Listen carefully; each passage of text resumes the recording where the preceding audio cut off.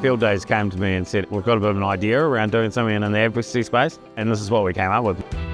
Geez, they've been flying in already this morning. That's what the hub's about, is, we want to get different messages across to those that are coming in here, particularly ministers and MPs and others. It's a fantastic idea to create the Advocacy Hub. There's so many organisations involved with rural New Zealand. It's really good to have a dedicated space for them to listen to people's concerns and to show what we can do to help them. We're here because we care about the future. We're a mix of kiwi fruit growers, dairy farmers, sheep and beef farmers, people who work in the sector, and then people who are just general supporters of the sector. There are also a lot of people like me who have grown up on farms. We've been going 18 years, but there's a lot of people that still don't know who we are. So it's a perfect opportunity to be able to get in front of people. He Tātai Rangahua is all about creating pan-sector opportunity for youth to engage and influence in the food and club sector. I see this as a bit of a one-stop shop for people. It seems like there's a lot of farmers doing it tough these days.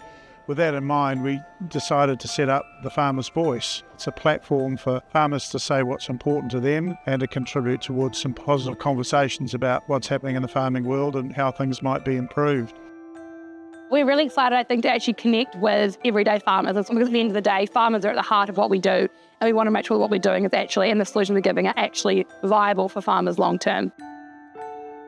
That community support and community connection, that's what we're all about, and encouraging and empowering women in business. There is so much innovative stuff happening out there. We could all stand here and list 20, 30 problems with the sector and a whole lot of regulations we'd like to get rid of and all that sort of stuff. So we actually want to show that we've got some solutions rather than just saying we're going to remove all of these things, stick our head in the sand and do nothing. Two things really came out super clearly. One is farmers love farming, lots of benefits, lots of great things that other jobs don't provide. It's a real lifestyle. But on the other side, there's a lot of frustrations. It's hard to make money farming. There's a lot of regulations to overcome. There's a lot of negativity that's around from the wider public and also within the industry, which really takes the gloss off it. We want more and more farmers to join in and give them the voice that we know they're looking for. So we want to extend the conversation here. We've got two things we're asking people. One is, what do they love about farming? It's the freedom of being able to be your own boss. Great outdoors, I suppose. I could never be stuck inside.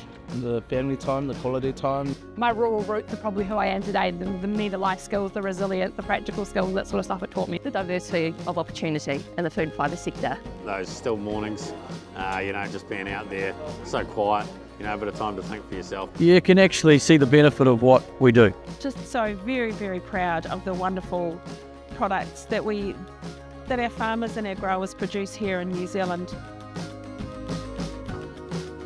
Secondly, what's one wish that they'd like to have for the future of farming? Bigger payout. Probably we all got to stick to the regulations, and hopefully that the compliance is not going to get stronger and harder.